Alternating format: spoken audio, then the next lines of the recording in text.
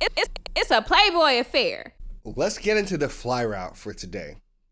J.J. Watt, another mass exodus person from Houston. I would have said players, but even the coaches, front office, GMs, everybody. Everybody's out, right? So J.J. Watt is a free agent, taking his time, looking through his options. People have tried to rush him, and he was like, "It takes me an hour to pick a restaurant on DoorDash. Mm-hmm. I'm taking my time."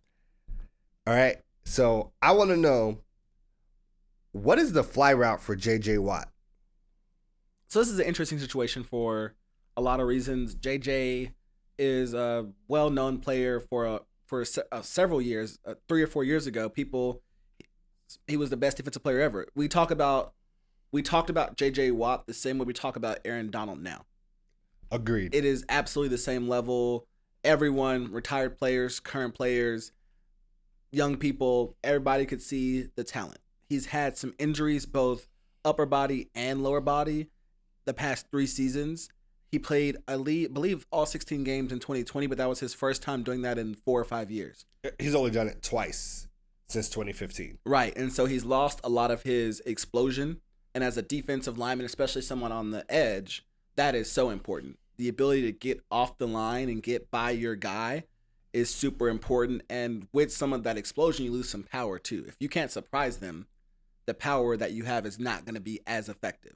And so I believe for J.J. Watt, he needs to go to a team that already has other established pass rushers.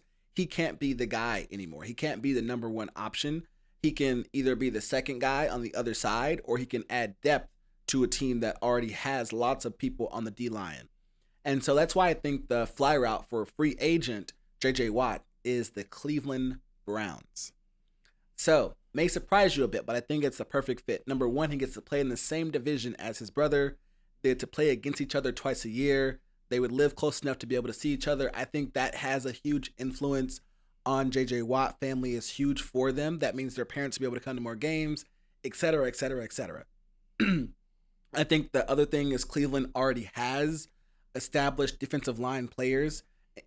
Most importantly, Myles Garrett, who was an absolute beast last season, who is certainly a top 5 edge rusher in this league. And having someone like JJ back him up or be on the other side from him is really, really good. He's still a big enough name to garner respect and draw some attention away from Myles Garrett. I think the culture in Cleveland is headed in the right direction, and JJ just helps that even more. He's a born leader. He can help someone like Myles Garrett go to the next level, who has all the talent but maybe doesn't have someone to show him the way, show him the ropes, etc. And so I think that Cleveland is both a fit from both perspectives for J.J. Watt, for the Watt family, for the Cleveland Browns, etc. And so I think that will be the best move for them. And I think the Browns can get him slightly on the cheap. I think they have some cap room currently right now, but are probably going to get some more. They're probably going to move off of Odell Beckham Jr. sometime this offseason. And so they're likely to have more than enough room to sign. They trade it for picks so they can clear up the cap? Probably. I think that happens before the draft or during the draft. And so I easily see them signing J.J. Watt before training camp and hoping they can get a couple good years left out of him. Okay, if you think that they'll trade Odell but not take players back so they can kind of get back under the cap, I can see that. Because think about it. He's made a lot of money, but he wants to win. He wants to win. And I think that he's going to make a career move for a ring, which is why, for me, the options that made the most sense for him were the Bucs and the Packers. But I'm saying it's the Bucs. Okay. Right? The Bucs are in the driver's seat, and they have the best pitch to J.J. Watt. Imagine winning a chip on a D-line where you can never be double-teamed. Ever. And getting to play with the GOAT. Tom Brady. Look, the Bucs have that D-line and a lot of... Are you rolling your eyes at the GOAT thing again? Keep going. Well, J.J. Watt has called him the GOAT, so it doesn't even matter what you think. I didn't even say anything. Just make your argument. This is why we're on video, because you like nonverbal shade, nigga. It's the best kind. Okay, so don't be like, I ain't say anything when you rolling your eyes, you doing all this shit. I'm being very literal. I didn't say anything. But please, continue.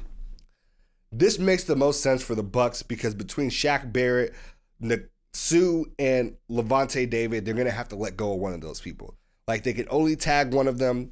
They have to pay all three of them. They are all going to be upcoming agents. So I think the idea is you can let one of those people go and get J.J. Watt for significantly cheaper, especially if he's interested in taking a pay cut to be one of the cogs on this line that keep it running. And it's not like a super steep pay cut, right? There are only 9 teams in the NFL that have more cap room than the Bucs right now. So the Bucs are actually way more positioned than most people to pay him, and the Bucs have like top 5 cap space the following year. So it's like you can structure his deal kind of weird, like 2 years, backload a lot of your money, big signing bonus up front, like, you know. Mm-hmm. And I think it makes the most sense for him to be able to get a ring, i.e., like, look, the Browns were great last year. The Browns won a playoff game last year. Mm-hmm. I'm not sure I'm willing to say Baker Mayfield is taking me to the promised land. They are on the rise. I agree, on the rise. But it's not about just having a winning season. He's had many winning seasons. It's not just about winning a playoff game. He's won a couple playoff games. It's about putting a ring on your finger, hosting that Lombardi trophy in the air, maybe throwing it off a boat so some white bitch can cry about it. Like, I'm not willing to say Baker Mayfield is the guy to take me there. Tom Brady, though, he's done it 7 times.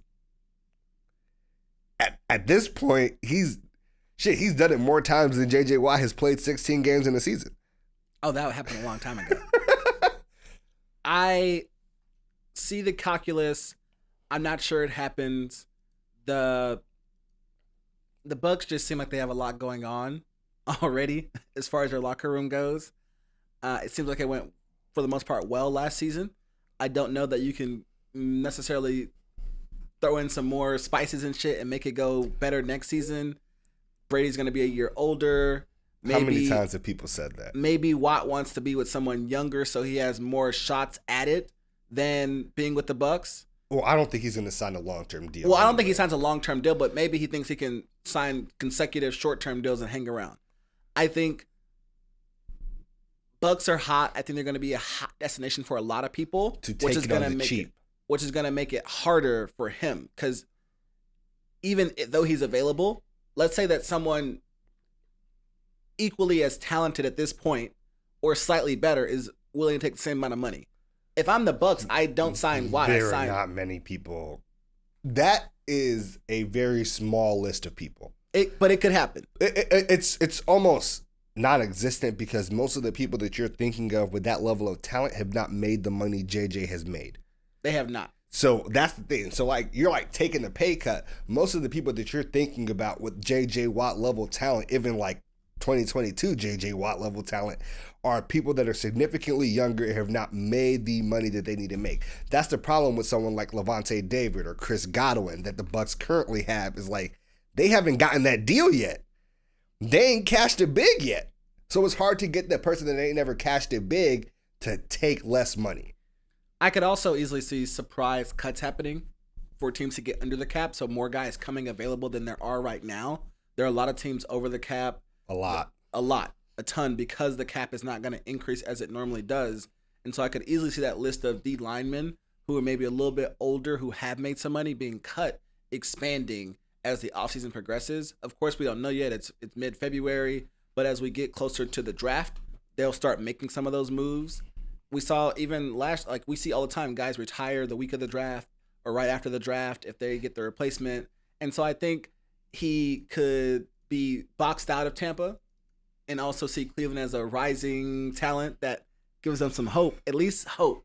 And so he goes there. I still say he'd go to the Packers in that situation. Granted, the Packers have like no fucking money. Never. Like no fucking money. But like. And would he get along with Aaron Rodgers?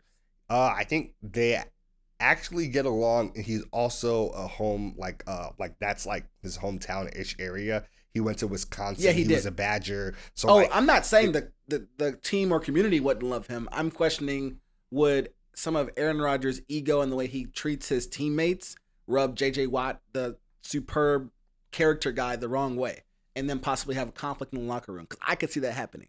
Aaron Rodgers, a lot of people don't like Aaron Rodgers, including his family. So you can't tell me that he might not rub JJ Look, Watt the wrong way. Yes, his family. Look, Aaron Rodgers and a lot of his former receivers don't speak very highly of him. I think a lot of his former receivers don't speak highly of him because everybody has always been like, Aaron Rodgers is so talented. Why are all y'all niggas trash?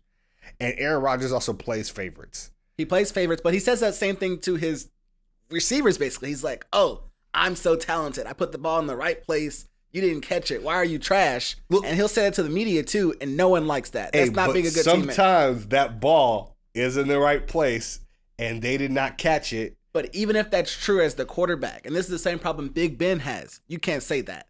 It's about, just like, you know, we did competitive stuff. We did debate. Do you blame your partner after a loss? Like, to their face? In most situations. If they make a mistake, yes.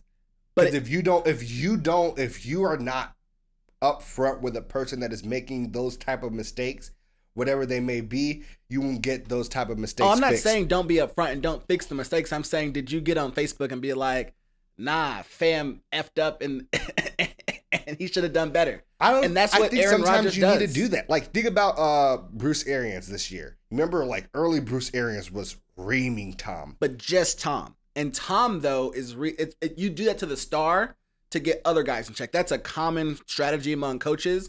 And Tom is on the back end reinforcing the good message. He's playing good cop and apparently texting his teammates every morning at 5:30, we're going to win Super Bowl.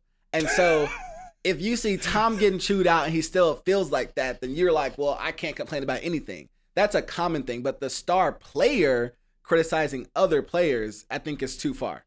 And so I think that I could easily see him not going to Green Bay because I'm not sure that him and Aaron would get along. I'm sure he would talk to guys who's played with Aaron or coaches who coach Aaron and hear things, because if there's enough for us to hear these things all the time from honor personalities, then there are certainly a lot more whispers going on about Aaron Rodgers in the background than we are aware of. That's all I'm saying. So I think the Bucs are a better play in that case compared to the Packers. I'm saying the Browns. I just don't think you can convince yourself to go to Cleveland and think you're ring chasing. like that's the thing. I don't think you can convince yourself you're ring chasing in Cleveland. Maybe that's the thing. Maybe that he convinces himself he's not ring chasing, but helping that team get better to get a ring. And I think for some guys, that's a distinction that makes a difference. Not in Cleveland, nigga. Maybe in Tennessee. Maybe in Baltimore. You don't know what JJ thinks. Maybe in Kansas City. It's definitely better than Houston. I mean, that's why that nigga's not there no more. So, I mean, Cleveland's my fly route. All right. And I'm sticking to it. All right.